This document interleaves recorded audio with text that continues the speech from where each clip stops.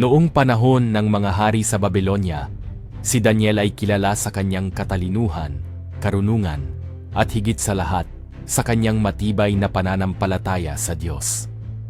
Dahil sa kanyang mga natatanging katangian, naging paborito siya ni Haring Darius at itinalaga bilang isa sa mga pinuno ng kaharian. Ngunit dahil dito, nainggit ang ibang mga opisyal at nagplano silang guluhin ang buhay ni Daniel. Gumawa sila ng batas na nagsasabing bawal manalangin sa kahit sinong Diyos o tao maliban sa hari sa loob ng 30 araw at sino mang lalabag ay itatapon sa kuweba ng mga leon. Alam ni Daniel ang batas ngunit hindi niya iniwan ang kanyang panalangin sa Diyos. Patuloy siyang nanalangin ng 3 beses sa isang araw tulad ng dati. Nang mahuli siya, dinala siya sa harap ng hari na labis na nalungkot dahil gusto niyang iligtas si Daniel.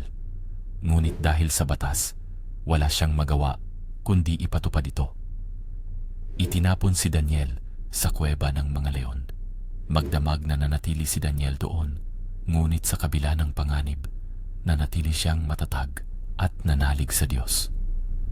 Kinabukasan, dali-daling pumunta ang hari sa kuweba at tinanong si Daniel kung ligtas siya.